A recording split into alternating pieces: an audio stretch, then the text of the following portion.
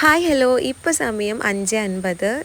ഞാൻ എഴുന്നേറ്റപ്പോൾ 5:30 ആയിട്ടുണ്ട്. കുളിയും കാര്യങ്ങളൊക്കെ കഴിഞ്ഞ് വന്നപ്പോഴേക്കും 5:50 തിരി കത്തിച്ച് പ്രാർത്ഥിച്ച് വാതിൽ തുറന്ന് പുറത്തിറങ്ങി നോക്കിയപ്പം നേരം വെളുത്ത് വരുന്നതേ ഉള്ളൂ. ഇരുട്ടൊക്കെ തന്നെയാണ്. നേരെ കിച്ചണിൽ വന്ന് ജനലൊക്കെ തുറന്നിട്ടു.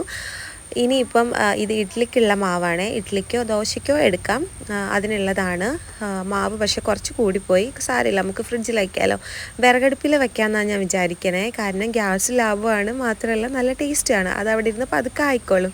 അപ്പോൾ ആദ്യത്തെ സെറ്റ് ഇഡ്ഡലിക്ക് നമുക്ക് അടുപ്പിൽ കൊണ്ട് വയ്ക്കാം.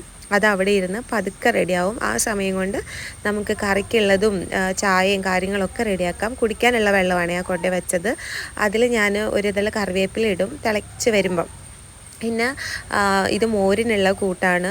ചെറിയുള്ളി, വെളുത്തുള്ളിയൊക്കെ 2 അല്ലി മതി. ഇനി ചെറുജീരകം, മഞ്ഞൾപ്പൊടി, കാന്താരി, തേങ്ങ ഇതെല്ലാം കൂട്ടി അരച്ചിട്ടാണ് ഞാൻ മോര് കറി ഉണ്ടാക്കാറ്. എല്ലാവരും അങ്ങനെ തന്നെയാണെന്ന് തോന്നുന്നു. ഇനി അതൊന്ന് ആവി കയറ്റിയെടുത്ത് കടുക് പൊട്ടിച്ചാൽ മതി.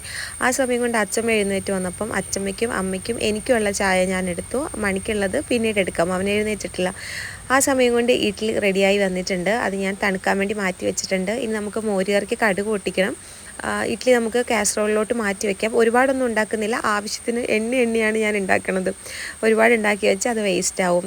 ഇനി നമുക്ക് കടുക് പൊട്ടിക്കാൻ ചെറിയുള്ളിയും പത്തലമുളക്, ചുവന്ന മുളകും കറിവേപ്പില ഇട്ടിട്ട് കടുക് പൊട്ടിച്ച് ഇളക്കി നമുക്കൊരു സൈഡിൽ മാറ്റി വയ്ക്കാം. അത് ഉച്ചയാകുമ്പോഴേക്കും നല്ല അടിപൊളിയായിട്ട് സെറ്റായിട്ടിരിക്കും.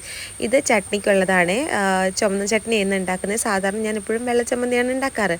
ഇത് കാന്താരിയോ അല്ലെങ്കിൽ പച്ചമുളകിന് പകരം നമ്മുടെ മുളക് പൊടി ഇട്ട് കഴിഞ്ഞാൽ ചട്നി റെഡിയാണ്.